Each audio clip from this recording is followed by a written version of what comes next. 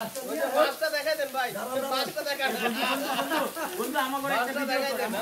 যে বাস, এই বাস, এই বাস খাইছেন, বাস আসলেন না কেন? বাস খাইছেন?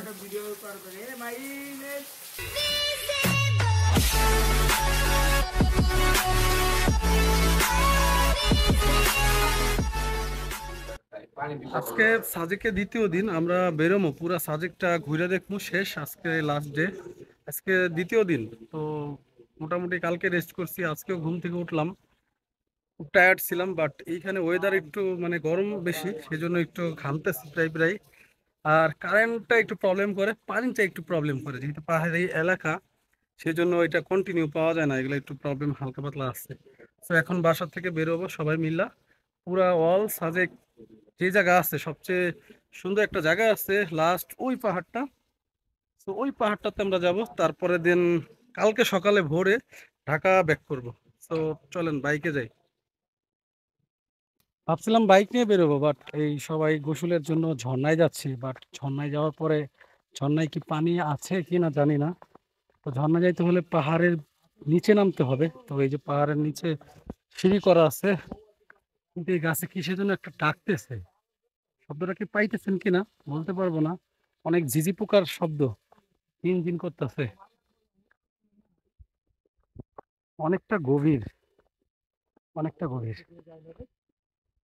নামার সময় বেশ মজাই লাগতেছে, বাট ওঠার সময় হয়তো অনেক কষ্ট হবে। এই যে ভাইয়ারা রুমমেট, সামনে অন্য অন্য রিসোর্টের লোকেরাও আসছে এখানে, কিন্তু প্রচন্ড নিচু। বাট কোন দিক দিয়ে যাইতে হবে? এই পুরা জঙ্গলের ভিতরে চলে আসছি। কোন রাস্তা ভাইয়া? আবার উপরে উঠতে হবে। আমার মনে হয় কোনো রাস্তা মিস্টেক করছি। ও, এবার হচ্ছে এখানে আমার আরো রিস্ক হয়ে যাবে দেখা যায় ভাই, ওইটা রয়ে গেলে। আমি সবার নাচতে যাই ভাইয়া। এটা এবারে এটা না,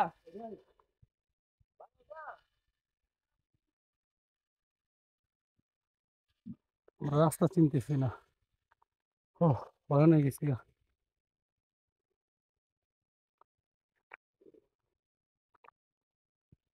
জান ভাই, ওটার সময় বুঝবেন কিরকম লাগে। কষ্ট হবে এই তো। একটু কষ্ট না ভাই, মোটামুটি ভালো কষ্টই হবে। দেখেন কিসের ভিতরে দিয়ে যাওয়া লাগতেছে। একটা মানুষ সোজা হয়ে যাইতে পারবে না, নিচে হয়ে যাইতে হবে।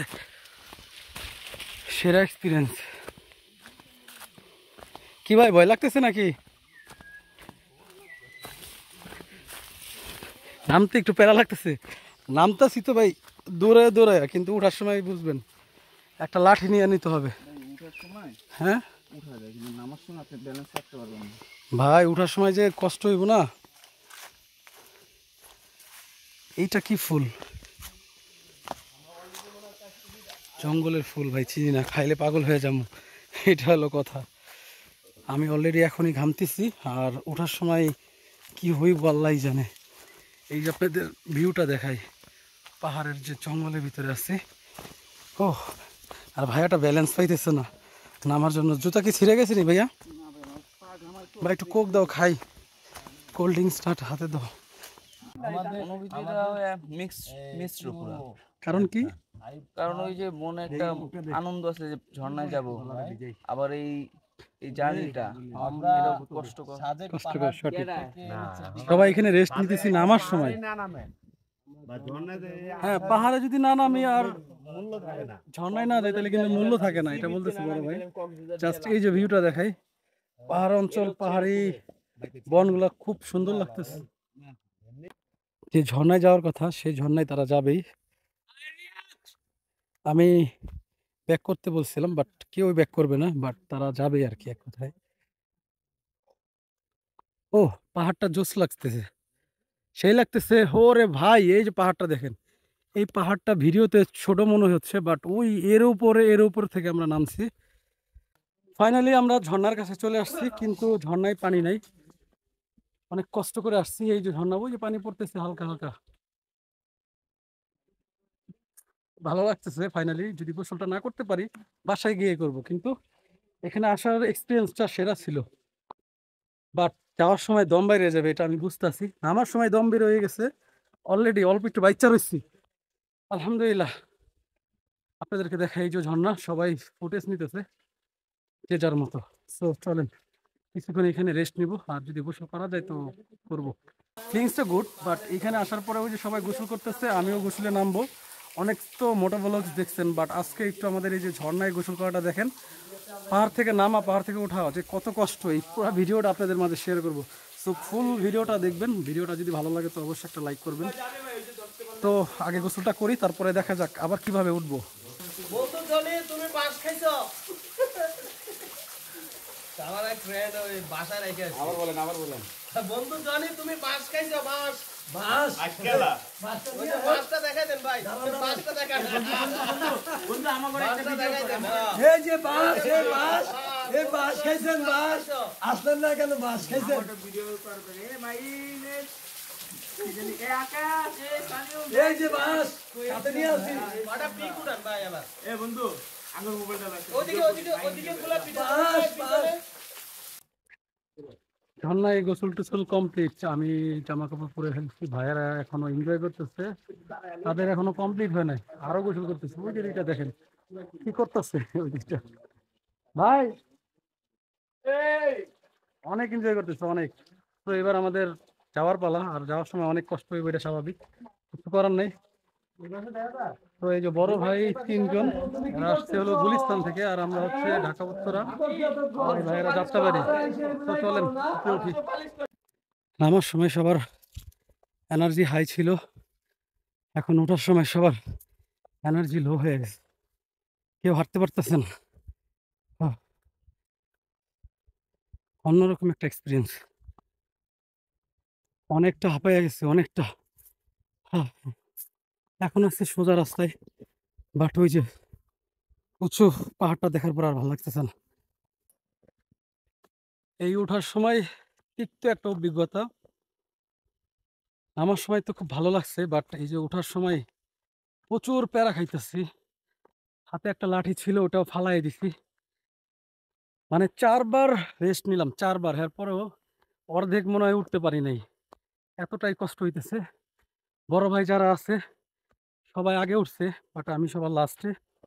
এই তো পাহাড়ি অঞ্চলে বা পাহাড়ির ঢালে কখনো নামবো না, এই কারণেই নামবো না, মানে আমি আর কুলাইতে পারতেছি না, এমন একটা অবস্থা। ও, ঝর্ণা দেখার স্বাদ এই উঠার সময় বুঝতেছি, পুরা দমে মিটে গেছে, দম ছাড়াও কষ্ট হইতেছে। ব্লগটা যে কন্টিনিউ করবো সেই এনার্জিটাও নাই। ভাই আমার জন্য একটু দোয়া করেন, যেন আমি সুস্থভাবে বাসায় পৌঁছাইতে পারি, রুমে পৌঁছাইতে পারি। কি আর করার। ডালটা আপনাদেরকে একটু দেখাই, এই যে দেখেন ঢাল, মানে রোডটা, ঢালটা বোঝা যাইতেছে ছোট, বাট উঠতে গেলে দমটা বাইরে যাইতেছে, অনেক কষ্ট হইতেছে।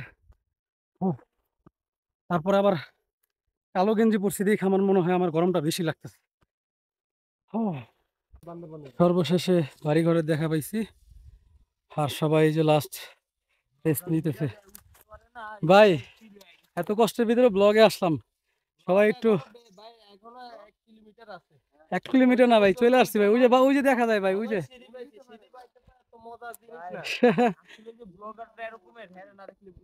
ভাই একটু যার যার মতামত শেয়ার করেন ভাই, কষ্টটা কেমন হইলো ভাই? বড় ভাই লাইফে এত কষ্ট করে নাই ভাই, খুব ভালো ফিলিংস। আপনারা আসেন, সাজেকে আসেন, ঝর্ণাতে যান, গোসল করেন, এটাই বন্ধ করে দেন ভাই। আপনি কি শত্রু নাকি সবার? এত কষ্ট করে আইছেন আবার সবাই যাইতে কইতেছেন কি লাগে ভাই? কষ্ট না করলে মানুষের মজাটা নিতে পারবে।